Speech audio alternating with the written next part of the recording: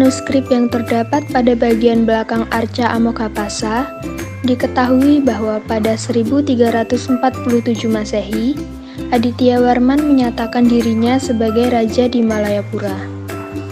Meski nama Pagaruyung tidak ditemukan dalam berbagai sumber sejarah, Adityawarman diduga kuat sebagai pendiri kerajaan Pagaruyung. Adityawarman adalah seorang keturunan Minangkabau Jawa, putra dari Adyawarman, pemimpin ekspedisi Pamalayu dari kerajaan Kediri, dan Dara Jingga, putri kerajaan Dharmasraya. Namun, sebagian sejarawan berpendapat bahwa Adityawarman adalah putra dari Raden Wijaya, pendiri kerajaan Majapahit dan Dara Jingga. Terlepas dari perbedaan pendapat para ahli, Adityawarman adalah sepupu Raja Jayanegara, raja kedua Majapahit dari pihak ibu. Sebelum mendirikan kerajaan Pagaruyung, ia pernah menaklukkan Bali dan Palembang bersama Mahapatih Gajah Mada. Pasalnya, Adityawarman adalah raja bawahan Uparaja dari Majapahit yang dikirim untuk menundukkan daerah-daerah penting di Sumatera. Dalam perjalanannya, ia berusaha melepaskan diri dari Majapahit hingga dikejar oleh pasukan dari Jawa Timur.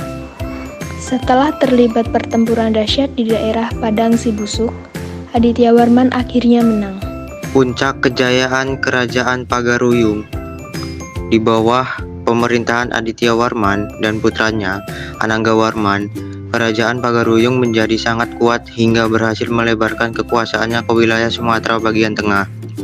Dari berita Cina, diketahui bahwa antara 1371 hingga 1377, Adityawarman pernah mengirimkan utusan ke dinasti Ming sebanyak 6 kali.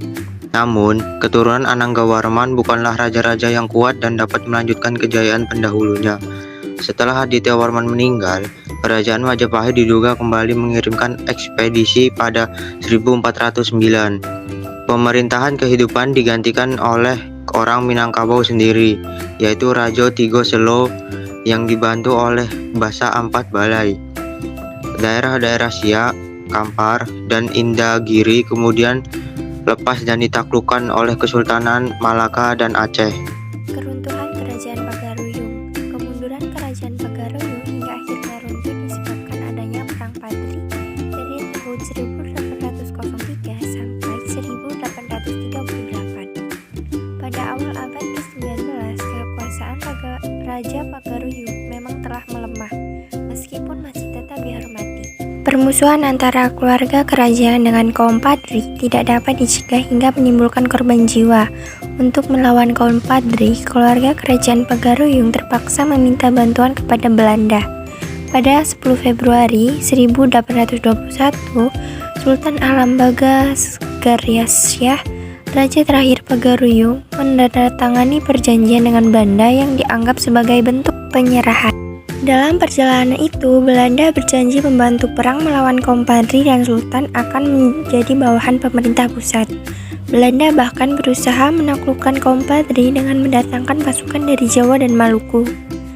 Namun, ambisi Belanda untuk menguasai Pagaruyung membuat kaum adat dan pihak kerajaan bersatu demi mempertahankan wilayahnya. Alhasil, Sultan Alambaga Sgaryasyah ditangkap oleh Belanda pada 1833 atas tuduhan pengkhianatan dan dibuang ke Betawi. Kerajaan Pagaruyung runtuh setelah ditandatangani perjanjian antara kaum adat dengan pihak Belanda.